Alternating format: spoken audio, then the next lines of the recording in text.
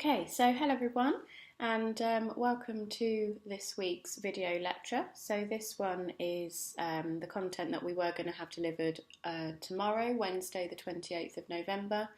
But again, to free up some time and listening to some feedback and opinions that you guys have had in terms of how to use the remaining weeks before the deadline, I've chosen to do the video content lecture so that there's more time so that I can have a look at your work on a one-to-one basis and look at your work and give you some feedback in terms of sort of tutorials and working sessions.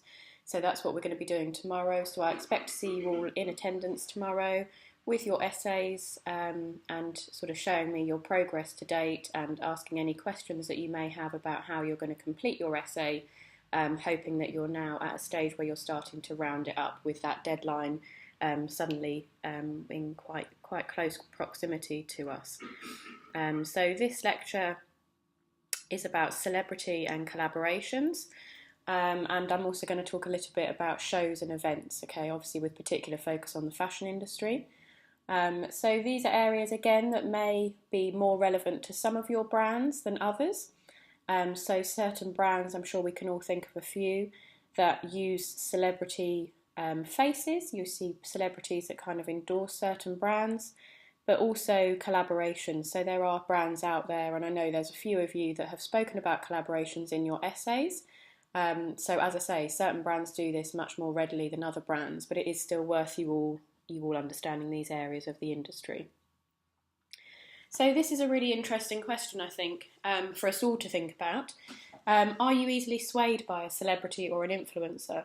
So, have a think about any examples when you've bought something or made a purchase because you've been influenced by something or by an endorser or by a campaign. I'm sure we've all done it. We've all kind of looked at something and thought, oh, wow, that looks amazing. And that person's really endorsing it and making it feel like a really aspirational product that we can now access ourselves on the high street, for example. So, you can think about this obviously in relation to social media as well. And you see certain people, I know some of you follow some influencers on Instagram and have spoken in the past about some of the posts that they make and how they then make you feel as a consumer more tempted perhaps to go out and purchase a product. So think about some examples of how easily you might be swayed as a consumer in the market, how easily you might be swayed and how easily different groups of people may be influenced. So if you compare, for example, say a child at the obviously younger end of the market, a child, how are they influenced by these kind of influences? Then ourselves, how are we influenced? And then towards the older end of the demographic, are they influenced by these influencers, or are they not? Are they looking at more sort of traditional marketing methods and mediums, for example? These are all stereotypes, obviously, that I'm making on the top of my head, but it's interesting to think about these and to research them into more depth and understanding for your projects or for future projects moving forwards. So this was a really interesting, this is one of the most iconic kind of collaborations and partnerships, I suppose, in terms of the history of fashion. So Audrey Hepburn worked with Givenchy from 1953, designing several costumes in films such as Breakfast at Tiffany's. This is a classic, obviously a classic shot of the black sheath dress in 1961. So it's something that's been around for a long time. It's certainly not something that's just peaked because of the social media, the rise in social media usage. I think it's probably fair to say that it's become more and more apparent and more a sort of tool for persuasion with consumers and the use of social media. I suppose you could say it's become easier for us to be influenced because we're exposing ourselves to so many more of these sources. But it's if you look back in history as well, it's something that's been happening in the fashion industry for quite a long time in terms of celebrity faces representing certain brands. So again, another question for you to ask yourselves and you to be thinking about, what makes a good brand celebrity match? So, what is that? How does that work? This is a quote from Cope and Maloney, one of your key texts, which says, a good fit between celebrity and brand is generally considered to add to the persuasiveness of any endorsement and it may also increase the celebrity's trustworthiness and appeal. So what Cope and Maloney are saying here is that it's a two-way partnership, so it should benefit the brand, but it should also benefit the celebrity. And that's what they would class as a positive match between celebrity and brand. You may come up with your own explanations, or you may have your own thoughts here as well, but again, it's worth thinking about that and having that on your radar as you progress through your, certainly through your studies on this course, but also as you become kind of the future of the fashion industry, if you like, future graduates into the industry. Excuse me. So, taking your pick. So, does the celebrity have similar associations with the product, brand, and target audience? So, as a brand, obviously, you're going to want to have a celebrity that has similar values to what you do. You don't want to pick somebody who is, completely on a different path to you, or has a completely different mission or ethos in what they believe. You want them to have similar associations with your brand and also with your target audience and your product. Of course, you want to choose somebody who's going to be credible. So if there's somebody that's been perhaps maybe in the press recently for less positive reasons, so maybe they've done something that's seen as slightly negative, it's unlikely that a brand would then soon after be seen to collaborate with them or to associate themselves with them. Again, just in terms of the reputability of that celebrity and how people are then influenced by how they feel by that person. Is perhaps something that the brand wouldn't necessarily want to associate themselves with. Thinking about what the celebrity does is obviously key. So what else are they associated with? What's their main kind of line of fame, if you like? So what are they most associated with? Is that along the same lines of what you're wanting to do as a brand, or how you feel and how you operate as a brand within the industry? Are they popular? Is that something that's important for you? Some brands actually choose celebrities or minor celebrities that are not the big faces, that are not maybe seen as popular. And we'll look at that in a moment, actually. We'll have a little think about that in a moment. But, in terms of popularity, is that something that's really important to brands, or is that something that's not so important? Again, we can think of examples. For example, off the top of my head, someone like Nike, perhaps it's more important for them. That the popularity of the person that they're partnered with is higher, but also, can we afford their service? So again, this kind of links back to the brand. So as a brand, how big are we? How much money have we got to invest or to kind of associate with these people? Certain celebrities will obviously come at a certain price, and certain faces and certain endorsers will come at a certain price, which is substantially higher than others. So where is that line for us as a brand? What do we want to do? How far do we want to go with this? Do we want to do it at all? If we want to do it, how far along the kind of chain, if you like, do we want to go? And how relevant is that for our brand? So thinking about collaborations, again, this is a term that we've been sort of banding about, I suppose, for the last over the last duration of the term. But collaboration, this is a kind of definition. In the context of fashion promotion, a collaboration refers to a product, collection or brand emerging from an alliance between at least one fashion brand or designer and another entity.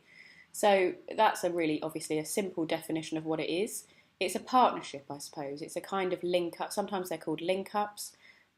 We refer to them as collaborations, but they're partnerships between a product or a collection or a brand and a designer or another entity, for example. So this collaboration, if you are familiar with it, you should be familiar with this collaboration. This was recently. If you're not familiar with it, then please do have a little research around and make sure you are familiar with collaborations. This was the Richard Quinn and Debenham Spring-Summer 2018. So if we flick back, might now the penny may now drop. You may go, oh yeah, I now recognise that. Really kind of voluptuous dresses and shapes and styles that have gone for here. So there were signature floral prints and high volume silhouettes. Sorry, I can't say that word without getting tongue-tied. So the Queen, you may know Richard Quinn from this year. Sorry, with the Queen, who sat at the front row of his latest London Fashion Week show. So obviously that was all over the press. And he's done previous collaborations with H&M and Liberty. Prices start at £65 with the Debenhams link up, making it accessible for many. So this guy kind of has had a brilliant year, I suppose. Richard Quinn, in terms of collaborations and being at the forefront, to have the Queen sitting at the front row of your fashion show is pretty impressive alone. But he's done lots of collaborations. He's come out with these really kind of iconic designs, really kind of impactful styles that have really got people talking over this year. This collaboration, again, a recent one that some of you may or may not be familiar with.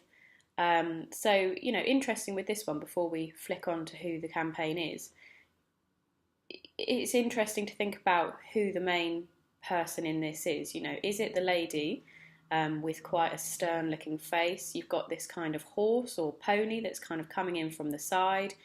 But interestingly, if you think about photography, for anyone that's interested in photography, and you've got the way the image is set up is what's known as the rule of thirds. So you've got the lady who's in the middle, almost in the centre, just off centre. You've got the pony coming in from the side, but the pony is pointing directly at this bag. Okay, so as viewers, as we kind of pull these campaigns apart, everything's pointing towards that bag. So the pony's pointing towards that bag. You've got her left hand, which is on top of the bag. So we know that this campaign is about the bag, or the brand are known with their brand, but not only just the bag, not just the brand being associated with the bag, but she's obviously got this really quite impactful print. So again, it's a kind of floral print. It's a more monochromatic design than what we just looked at with Richard Quinn, but she's obviously wearing quite a symbolic style as well in terms of the print. So this was Mulberry. So this was actually a couple of years ago, but this was Mulberry and Cara Delevingne, spring-summer 2014, following the success of Alexa Chung collaboration with them in 2009. So Mulberry as a brand do collaborations, but they don't do them necessarily every year or every season. So there was a gap. They had a collaboration in 2009 with Alexa Chung, and then they did this collaboration that was really successful with Cara Delevingne in 2014. In 2016, Mulberry claimed that they would ditch all celebrity endorsements to offer lower priced handbags to new customers. And this is a little video that you can look at in your own time. It's only a few minutes long. But interestingly, Mulberry as a brand had success with collaborations in 2009 and then 2014.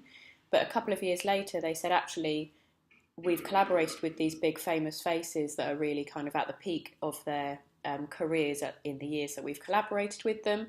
But actually, we don't want to do that anymore. As a brand, we don't want to associate ourselves with celebrities. And they started to venture down this a pathway that was much less celebrity-faced, and it was more about the product. It was more about the Mulberry product and less about the actual face of the person on the campaign. And that's a really interesting approach. So as a brand, Mulberry are really interesting in terms of their celebrity collaborations, but also then their move away from that, to offer lower priced bags to new customers.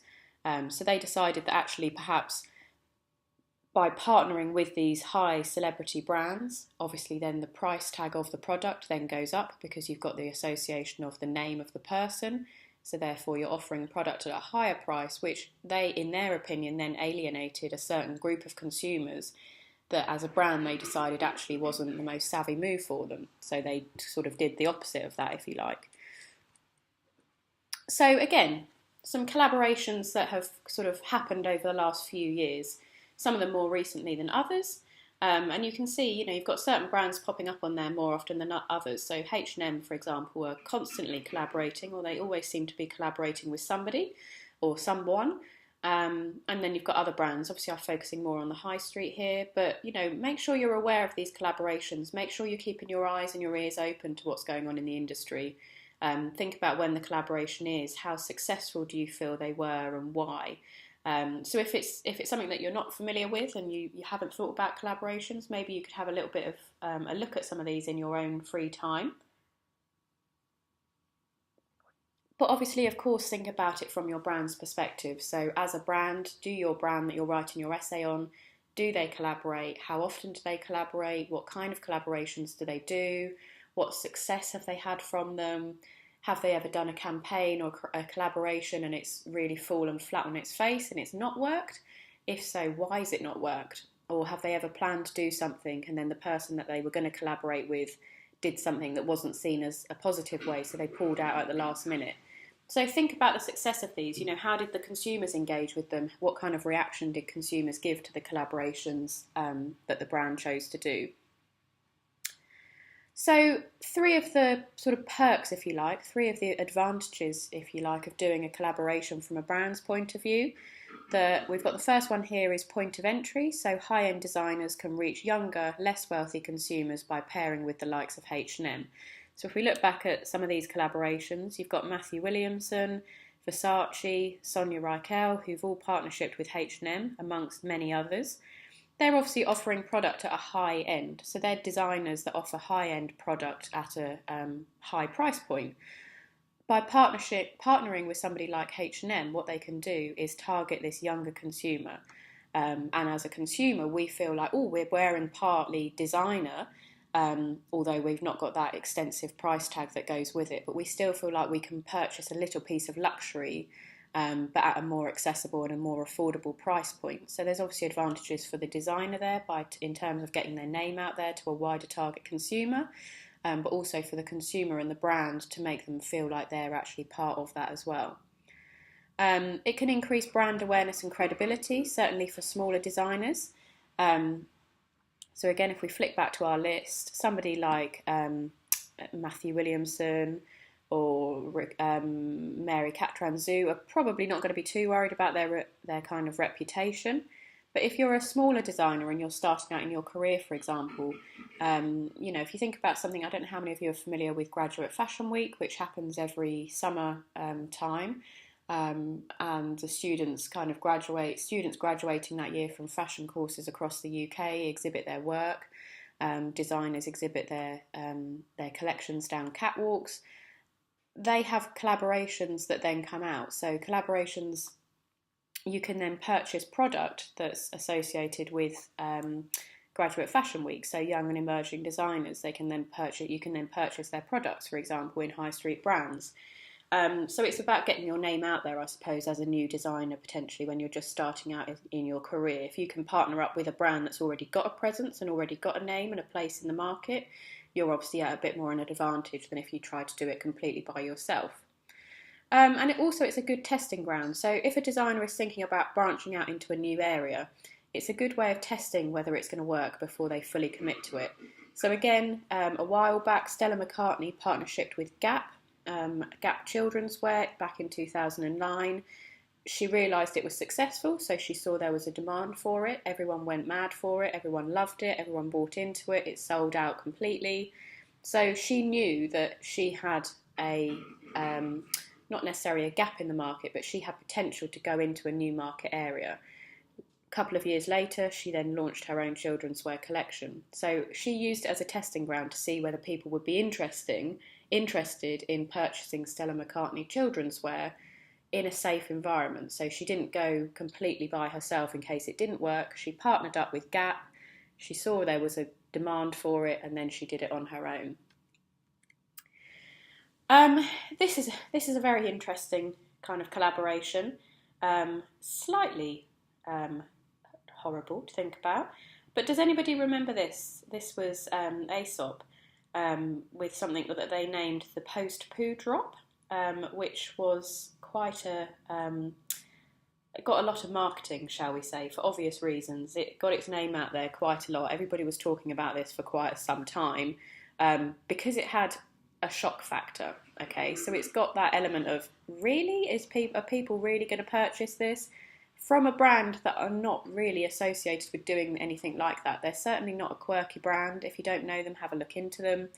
But they suddenly launched this thing that people were a bit shocked by and a bit surprised by from the brand. They weren't necessarily expecting a brand like this to associate themselves with a product like this.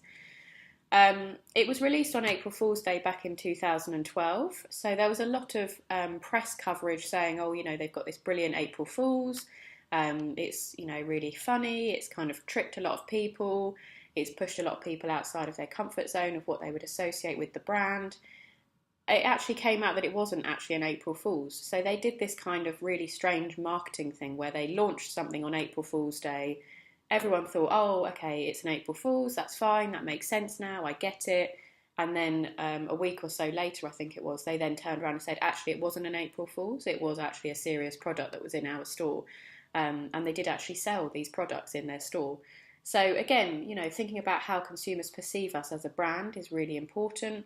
And how we can sometimes use the element of shock or the element of the unexpected either to our advantage, or how it can sometimes backfire to our disadvantage.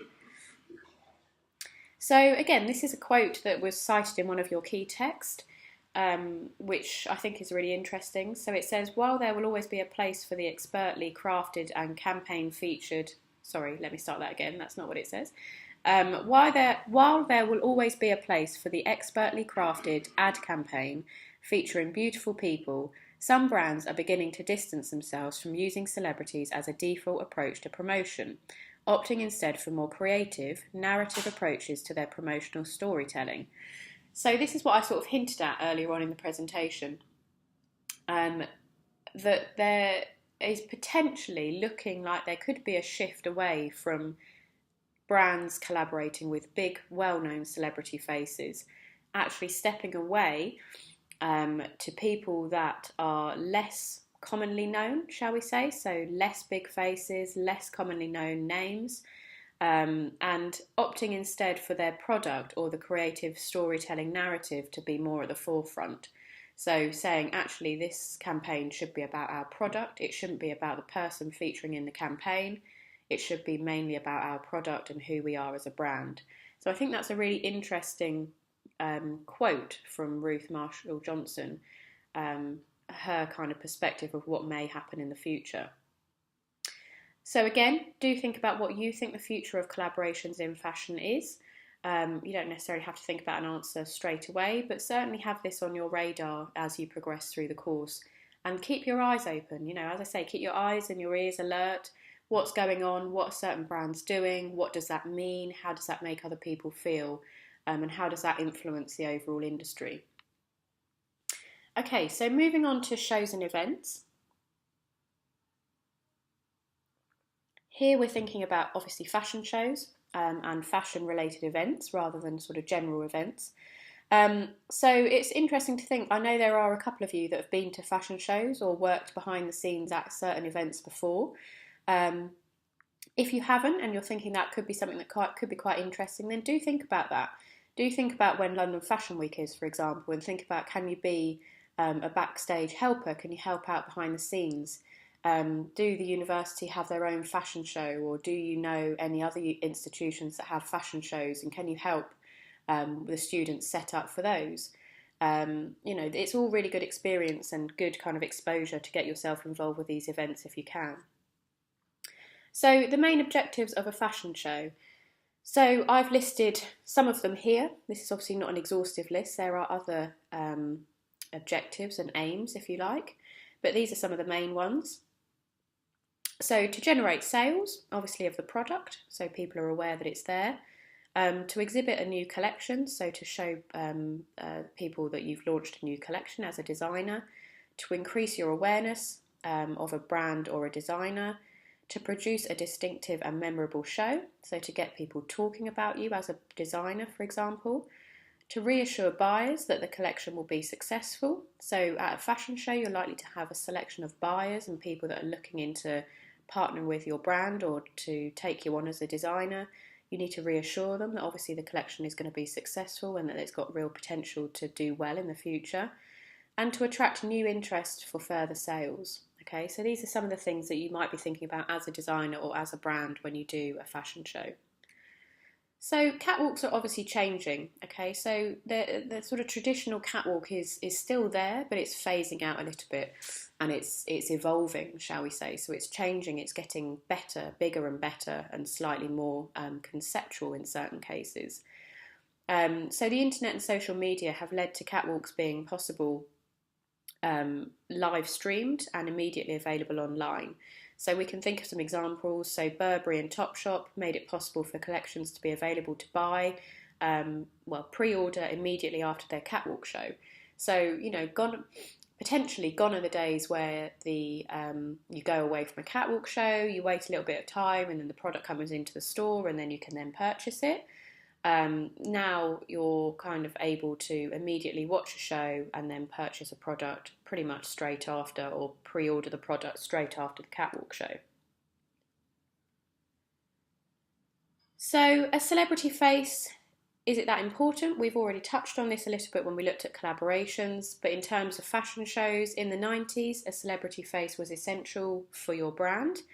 Nowadays, due to the cost of these celebrity faces and also a fear that the face may detract from the product, lesser known faces are more in demand, and they don't have to be super skinny either. So, some of you are looking at some of brands that are doing campaigns that are a little bit less traditional and working with people that have, different kind of styles in terms of their dress sense, or perhaps look slightly differently to what the fashion industry would once class as, ideal in a kind of inverted commas way, super skinny, super beautiful, airbrushed, sort of Barbie doll look, to more people that are real life, so what people look like and the diversity in what we are as humans, and kind of really embracing that. And people are really getting on board with that and feeling that,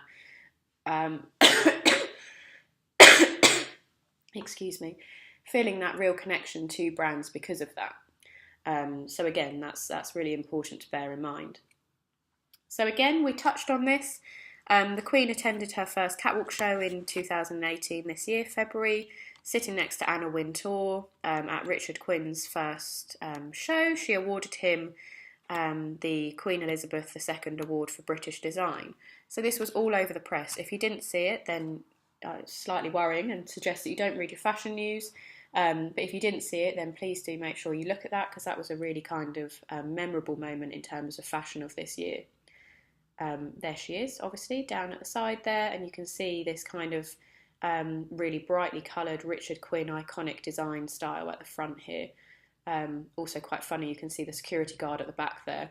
I'm sure there was security absolutely everywhere for this, but quite funny, they're sort of trying to merge into the background, not doing a particularly good job in my opinion, but really good to see that kind of shift in how the Queen positions herself. She's now putting herself out there in terms of fashion and starting to hand out these awards and things, which I think is a really positive move for the industry overall. So the show itself is obviously important. So traditionally, the end of a catwalk show was marked by a wedding gown or an evening gown, which showed off really unique and craft skills of the designer. So it tended to be a really intricate design, heavily embroidered or heavily detailed, and that was the kind of showpiece, if you like. That was the kind of the wedding cake piece at the end of the show.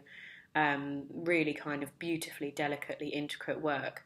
But nowadays, the whole show is important. So it's not just the end of the show that it finishes with a big bang. It's the whole show that's important from start, middle to end. It must be memorable, exciting, and ambitious. So it must really kind of push itself as a show to stand out. So again, this was an iconic one. This is going back a little bit of time now, back to 2008, so about 10 years ago. Which brand used the Great Wall of China as a catwalk for its Spring-Summer 2008 campaign?